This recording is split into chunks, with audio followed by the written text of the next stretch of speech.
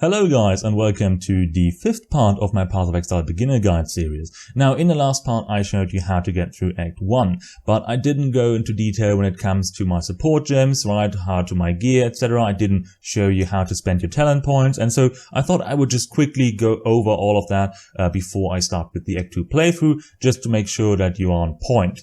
Now let's go over my gear really quick. So I have a magic jade chopper, nothing special, I just found that, haven't crafted anything, and again I do not suggest you to use the vendor recipe that I showed you in video 3 very early, simply because you will very early find new base types every few minutes, right? So you will have a replacement for that weapon every few minutes, and it's just a waste of orbs and currency to use the vendor recipe that often. Only when you start using a weapon for, I don't know, let's say half an hour or something, it really makes sense to do the vendor recipe.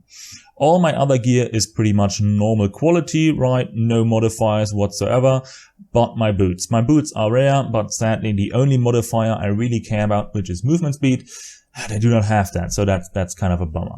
So let's go over my abilities really quick. I use Precision, which is an aura that you need to activate, and then it will reserve mana. In return, it gives you accuracy and critical strike chance, which is nice. Accuracy, of course, makes it so that we are able to hit enemies, right? Because if you do not hit enemies, we do not deal damage. And yeah, critical strike chance, I don't think I have to explain that. Next, I'm using Ancestral Protector. That is a totem that I place, that totem attacks. If I am near the totem, I get more attack speed myself. I linked that with Maim. Maim support causes the totem to deal more physical damage, basically, and it also gives it a chance to maim on hit, a 30% chance, as you can see in the tooltip. Maim basically means that the enemy has 30% reduced movement speed, and if the enemy has 30% reduced movement speed, it also takes 10% more increased physical damage. So that's actually quite a nice damage buff in the early game. After that, I decided to pick War Banner. Now, War Banner is a bit more complicated. It is basically a banner that you activate, and if you activate it, you are wearing it on your back. And in this stage, the banner gains stacks if you kill enemy. If you killed 50 enemies, the War Banner has reached the maximum stack size of 50. If you now place, or should I say, activate the banner by, pressing the ability in your hotkey bar, you will place the banner on the ground and you will get a temporary power buff, right? Your character will gain power for a certain time period, and it's very nice. Yeah, as you can see, you can read the tooltip, pause the video if you want the absolute detailed description of what it does, but that's a short summary of what it does. Of course, then dash, simple movement speed, movement travel skill, nothing to explain here really. Now, in the beginning, we used Splitting Steel. Splitting Steel works in a way that you basically fire shards, and you have to reload these shards. And that's why I used my reload ability on R, simply because from playing shooters, I'm very used to having reload on R. And so, yeah, that's maybe, see what works for you, but that worked for me. At around level 12, then we switched to Spectral Helix. Now, as you can see, Spectral Helix fires a projectile, but instead of Splitting Steel, where it would fire in a certain direction, Spectral Helix causes the projectile to circle us. And of course, we can not only have one projectile, we can have many projectiles that are circling us for 4.25 rotations, as you can see. So yeah, it's a very nice and strong skill. It got nerfed quite a bit this league, but it's still very strong. We have linked that to Chance to Bleed. We found that support gem very early. It just really causes our attacks to, cause bleeding. Enemies that bleed and move take more damage, and Chance to Bleed support makes our bleed do a bit more damage.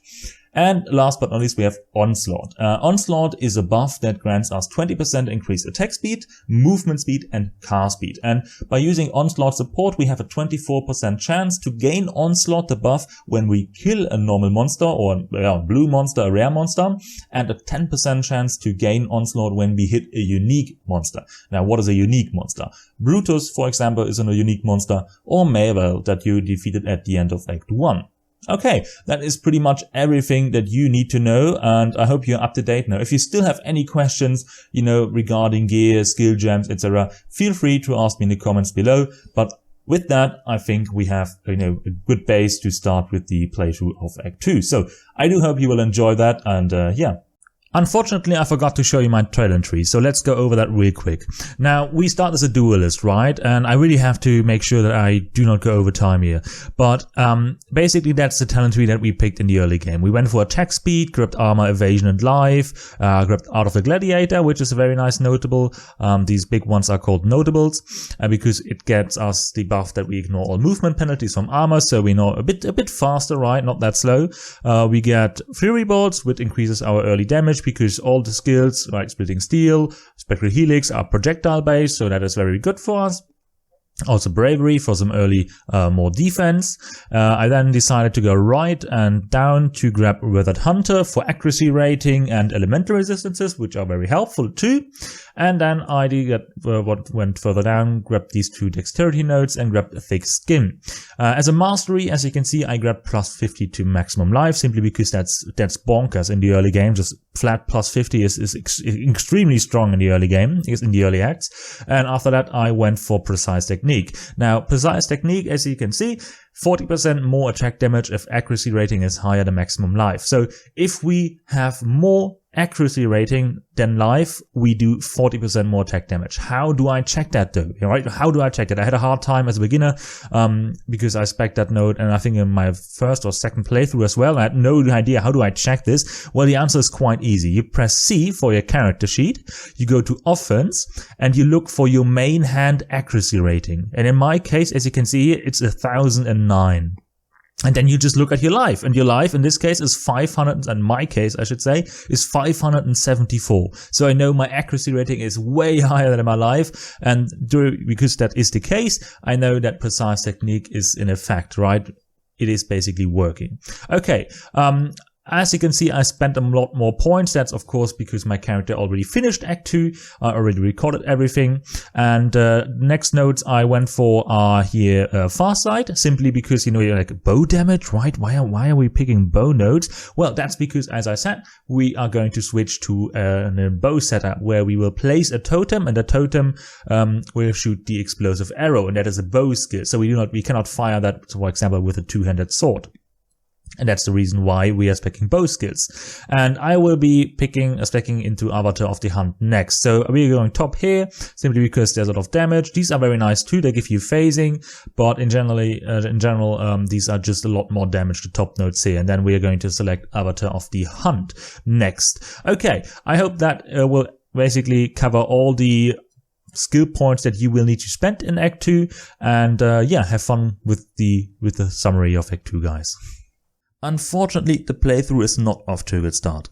I sadly forgot to press record and only noticed that after around 20 minutes. And instead of doing everything twice with the duelist, I then decided to use a different character to showcase you what to do. That character is a level 64 or level 65 Raider, which is an ascendancy of the Ranger. Now, the build is specifically designed to be very, very fast, so do not wonder why you're walking so slow in comparison. Now, in the beginning, we enter the Old Fields, where we will, if we have one, place a portal at the entrance of the side area called the Den. After that, we will get to the waypoint in the next zone, the Crossroads. Following that, we will go back to town to take our portal and to enter the Den.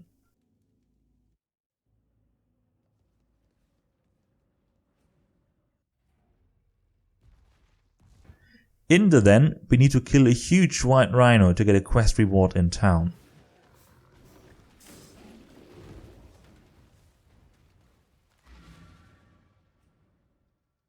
Most of the time, people will take the second Quicksilver Flask.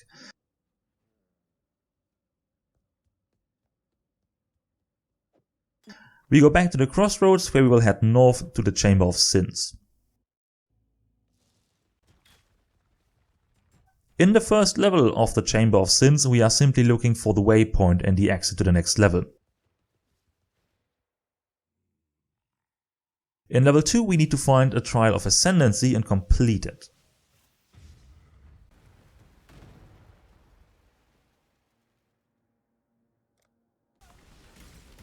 After a bit of searching, you will find the end boss of the zone that we need to kill.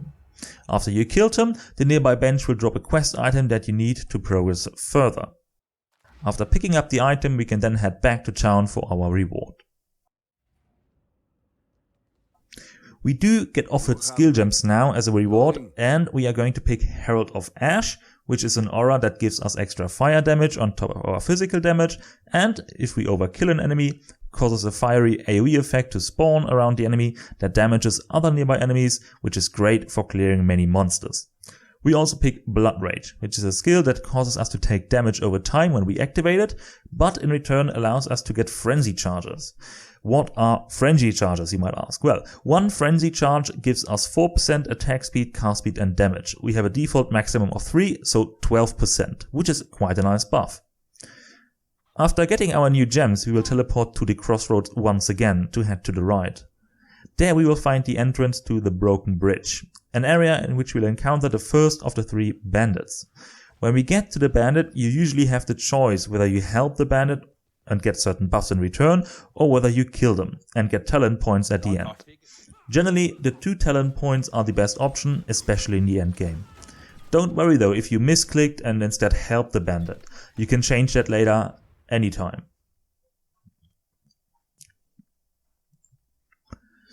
After we killed Kraton, we travel back to the crossroads one last time to now head south to the Fell Shrine ruins.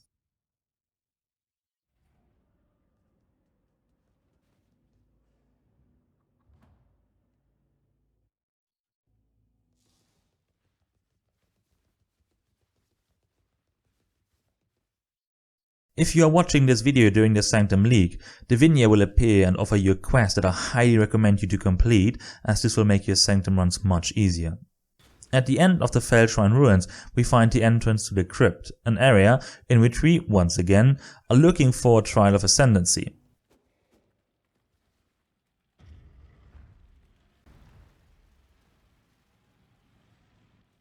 After we found and completed that, you can either now complete the remaining side quest for the area, or, just like me, head back to town. Now we are done with the right side of Act 2 and will, after talking to Einhar, travel to the riverways. Shortly after leaving town, you will encounter Einhar with a quest symbol over his head.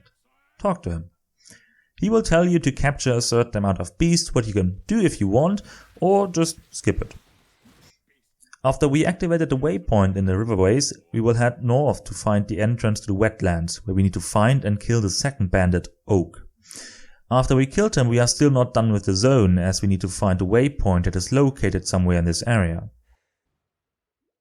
When we found the waypoint, we can teleport back to town if you need to sell items, or like me, just travel back to the riverways. You will then continue to follow the road in the riverways until we find the entrance to the Western Forest.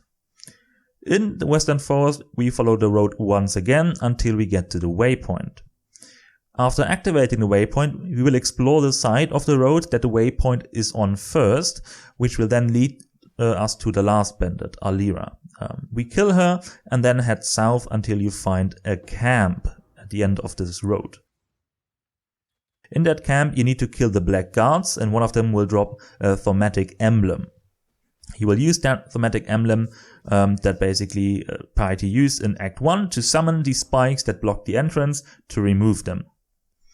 After we remove the spikes, we will explore the other side of the road until we find the exit to the Weaver's Chambers. In here we are looking for a boss room in which we will fight the Weaver, a huge spider that will drop a quest item after we killed it. At this point you can teleport back to town, talk to Eramir to get you 2 skill points, and also teleport back to town in Act 1 and talk to Bestel to get your reward for removing the spikes.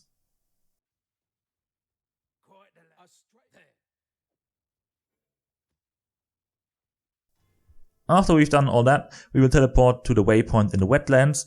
We are then able to remove the roots that are blocking the entrance to the next zone.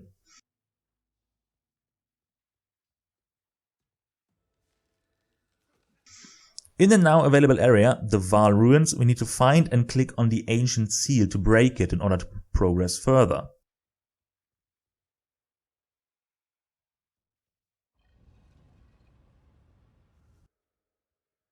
The next zone, the Northern Forest, is a linear area, what makes it very hard to get lost here. If you haven't unlocked your hideout yet, go into the Dread Thicket and to unlock it. At the end of the Northern Forest, we will get into the caverns. Again, there's nothing special in this area, just don't forget to get the recipe that is next to the waypoint. In the following Vaal ruins, we are looking for the entrance to the ancient pyramid. After a few stairs, we will arrive at the top, where we, after activating the Dark Altar, can get another crafting recipe. Defeat the Vaal Oversoul and you will be done with Act 2.